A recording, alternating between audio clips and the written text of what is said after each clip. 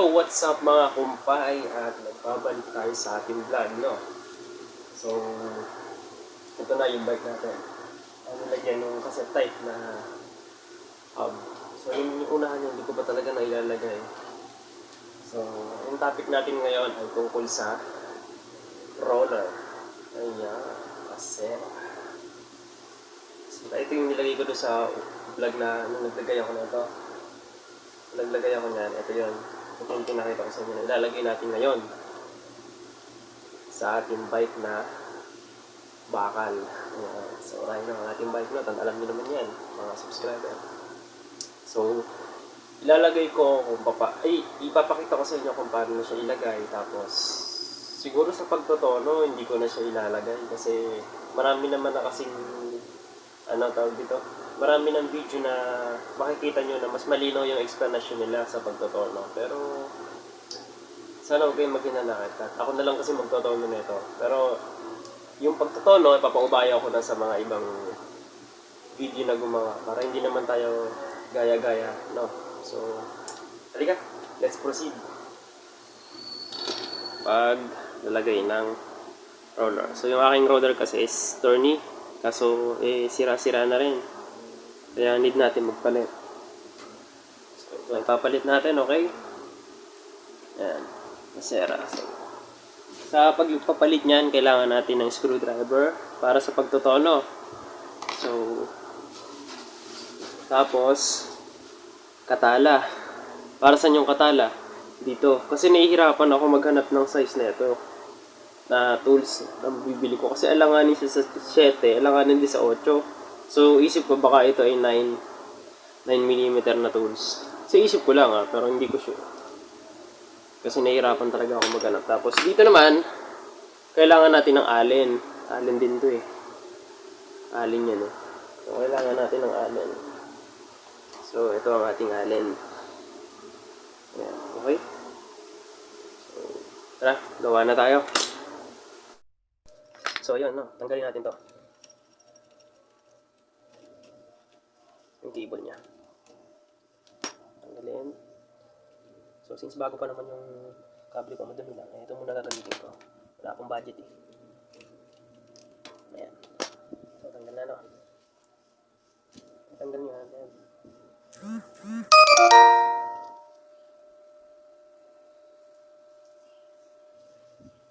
Tanggalin natin to.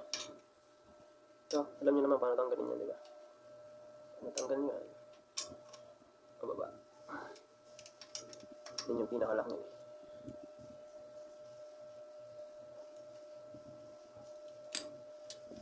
Ayun, tanggal na. Tinanggal ko na yung kable, tsaka ito. Tapos ito. Yan. Tanggal na siya. Yan, may iwan na yan dyan kasi yung mga mabibili nyo namang roller may kasama na talaga gaya na ito.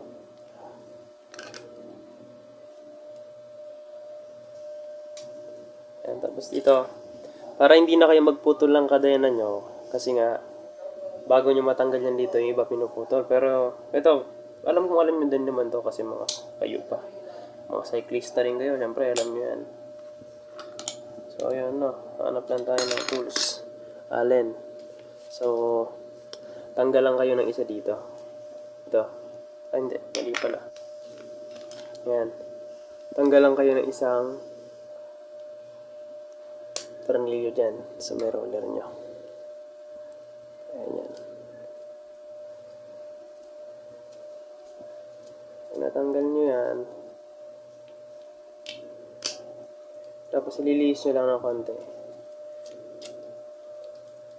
Tapos boom! Yun. Pakadaming dumi. So ayan. Tanggal nyo na yung inyong roller. Ganun lang kasimple. Tanggalin nyo lang ang tornilyo nyo dyan. Para hindi na kayo magputol ng kadena. So ito na yung bago.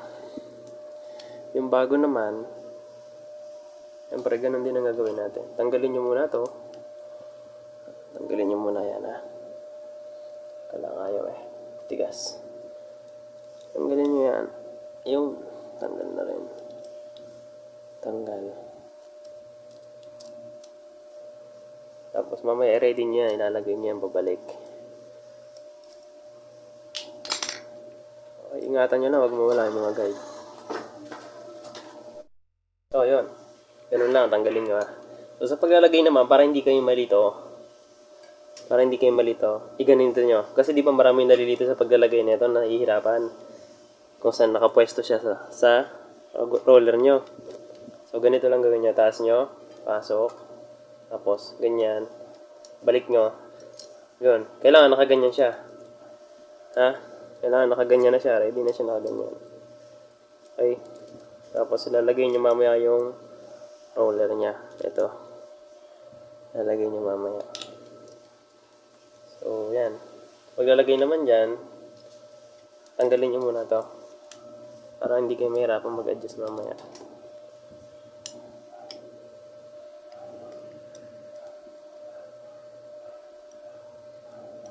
Tanggalin nyo lang yan. Kahit di nyo pala tanggalin, luwagan nyo lang. Okay? So, lagay.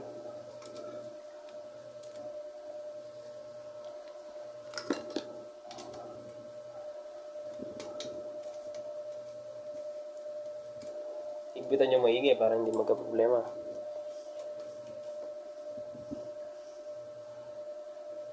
Ayan. Nailagay na natin, no? Ayan na. Okay, nailagay na natin. So, yung roller naman.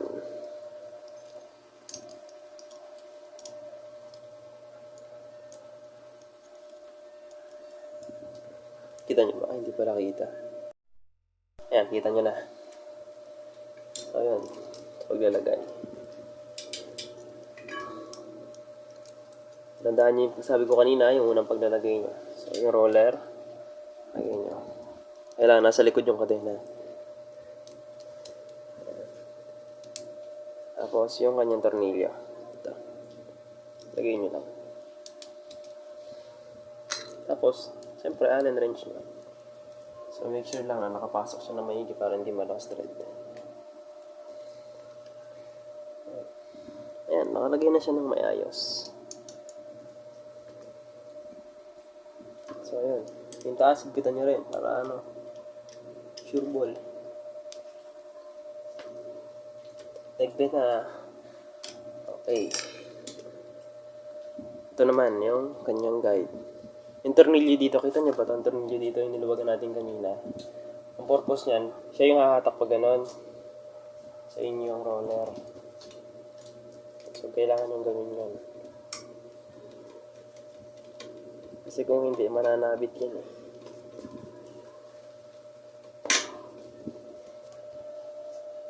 No, ayaw na. Bakit?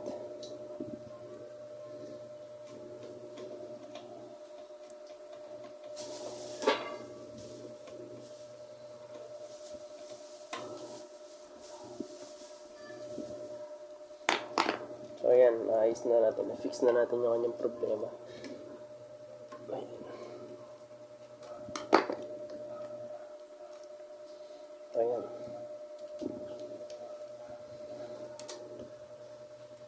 Tapos, ilalagay na natin yung cable ninyo. Hindi ko makita. Kailangan tanggalin.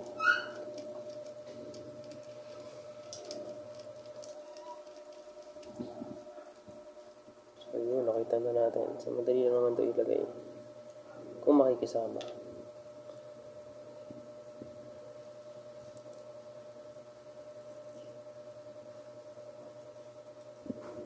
Yun.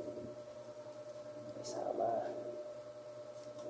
So, ilagay balik yung spring.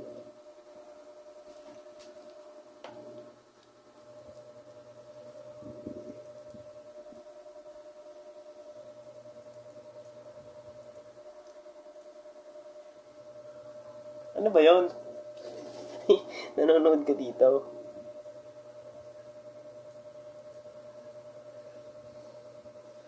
Ayan, mga kumpay, nanonood ang ating asawa sa mga oras na to. Ayan, narinig niyo ba yung kanyang mga siya yan. Bisit na bisit siya sa akin. Bis na maglaba daw ako, yan. Inuuna ko yung bike. Oh, pangit daw ang narinig nyo. Pangit daw yung bike ko. Pangit lang naman talaga to. Pag nakita nyo ito, baka sabihin nyo, priceless. Okay. So, higpitan nyo na. Gaya na sabi ko kanina, hindi ko na ipapakita sa inyo kung paano magtono. Bahala na ano yan, yung ibang vlogger na magawa niyan. Ayoko maging gaya-gaya. So, ayan. Ganun lang kasimple maglagay ng RD nyo. Derailleur. Ewan. Ano sa nakakautat, nakakangongong ano niyan. Pangalan. So, nga pala, yung kable, make sure na naka-release na siya dun sa shifter nyo. Baka mamaya, tono kayo ng tono. Nakakambi pa pala, di nakahatak yan na yan. Ayan. Ganun lang kasimple.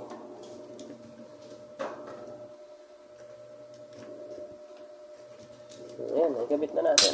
So, ready for testing na siya. Okay. Ganun lang kadali. Tignan natin kung gumagana.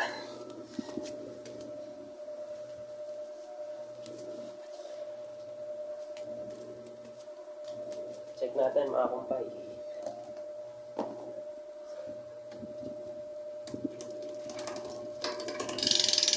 So yun, itutono pa natin. Pakita ko lang sa inyo kung paano ko siya itutono. Para hindi kayo ma-confuse na hindi ako marunong magawa. Pero ilan sa inyo, hindi maniniwala ang ginagawa ko lang bike ko.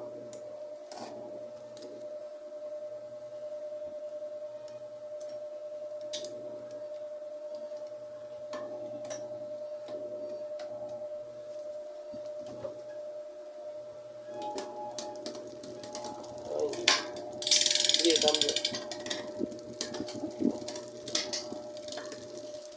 Konti pa ulit. Konti pa, mga kumpay.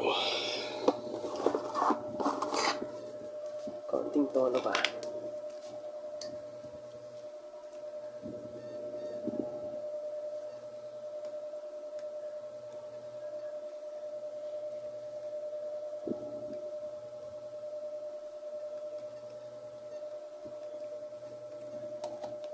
So, testing ulit.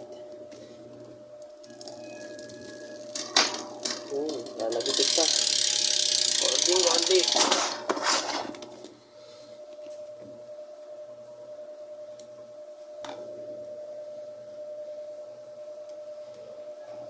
Konting, napakarami. Ito ang pinakamahirap gawin, guys, yung pagtutono ng RD. Ay, ito ang nagbibigay sa atin problema. Papapalit pag tutono. Yun, perfect na. So, ang gagawin na lang natin ay yung pagkambyo.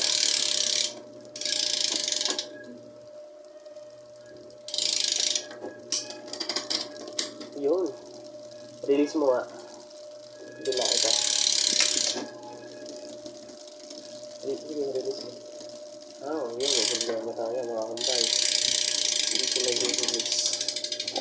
Ibig sabihin, merong pumipigil. Alin? Titingnan natin kung ano yung pumipigil na yan mga kumpay.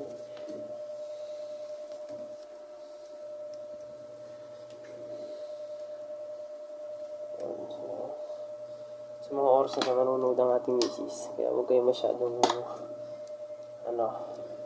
maingay.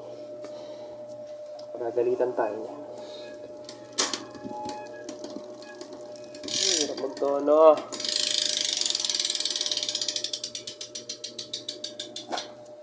Kailangan kasi wala siyang lagitek. Pag may lagitek, naku, pangit ng bike. Pangit gamitin pag may lagitek. Ikaw, may lagitik. Ayan. Testing ulit. Sambi mo, pasuyo. Yun, balik mo.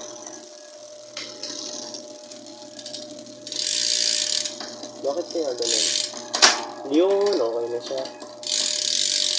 Ay, hirap na ako na talaga mga kumpay. So, yun. May konti pa rin siya. Hindi ko alam kung bakit. Pinalagitik pa din. Ewan ko kung bakit. Hindi ko alam kung saan nagmumula yun.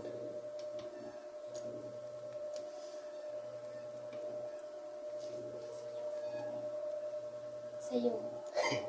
Sa akin daw yung lagitik mo. Ay, nako. Hindi ko makakita eh. May sumasabit eh. Hindi naman yung roller. Ito, yung tornilyo. Ano ba yan?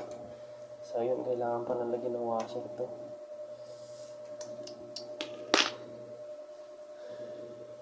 Sa may dropouts niya, mga kumpay, sumasabit. So, wala.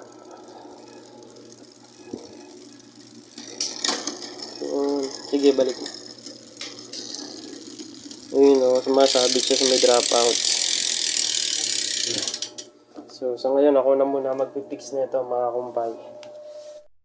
Yun, at sa wakas ay pwede na natin i-test kung gumagana yung RD natin. So, ilang oras din ako nagawa kasi nahirapan talaga ako kasi nagkaroon ng problema dito. Yung luma ko palang roller, nakain yung kadena dito. So, napudpud yung kanyang thread, hindi pumapasok ng ayos. Kaya pala tabing yung RD na bago nilagay natin. So, ngayon, okay na siya. So, check natin kung gumagana, no? So, tingnan nyo na lang. Kayo na humusga kung bahala kayo. Tandaan, hindi ako nagturo ng ng pagtotono. Ayoko. Doon na sa ibang vlogger. So, testing lang natin kung naayos ko talaga.